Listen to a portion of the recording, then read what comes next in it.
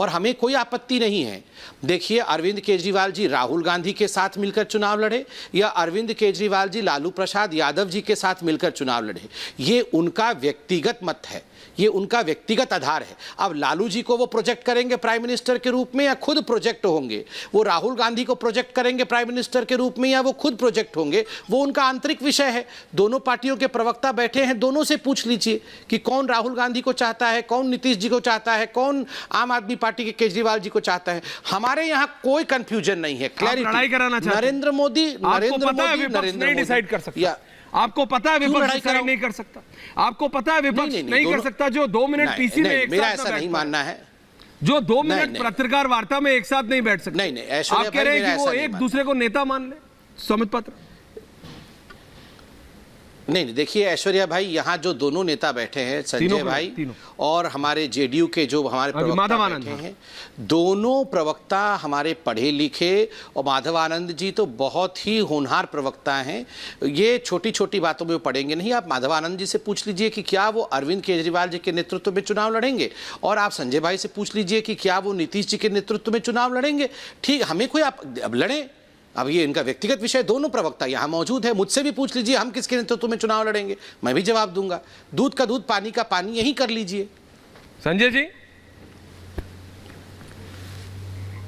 Sanjay ji, BJP यही कहती है हर बार कि भाई बात तो करते हैं सब काफी, लेकिन नेता किसको मानेंगे, विपक्ष नेता किसको मानेगा। नरेंद्र मोदी को हराना है, सपना अच्छा है, लेकिन हराने के लिए नेता कौन? अरविंद केजरीवाल की नीतीश, अखिलेश यादव की ममता बनर्जी? जी संजय सिंह। देखिए ऐश्वर्या जी, जी सांसद जी बताइए। देखिए ऐश्वर्या जी, संबित पात्रा जी बहुत जानकार आदमी और ये पढ़े लिखे आदमी है, इनको सब कुछ याद रहता है। बताए भले ना उनकी राजनीतिक मजबूरी हो सकती है, लेकिन इन्हें ये शायद भूल गए 52 में पहला चुनाव लड़ी थी जनसंघ, 52 में पहला चुनाव लड़ी थी जनसंघ, और पूरे देश में जमानतें जब्त करा करा के 80 में इन्होंने भारतीय जनता पार्टी बनाई। यानी 52 से 80 कितने साल हो गए? आप कैलकुलेट कर लीजिए। 28 साल। 28 साल के बाद 28 साल के बाद इन्होंने अपनी पार्टी बंद कर दी। बोले अब नहीं हारना, अब खत्म करो।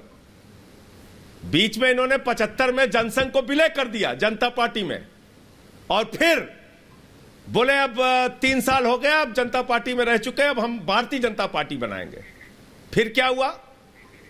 80 से लेकर लगातार पूरे देश में, केरल में जमानत जब्त, बंगाल में जमानत जब्त, उड़ीसा में जमानत जब्त, यूपी में जमानत, पूरे देश में। अगर आप भारतीय जनता पार्टी आज दुनिया की सबसे बड़ी पार्टी है, देश की सबसे बड़ी पार्टी है, मैं बधाई देना चाहता हूं इनको।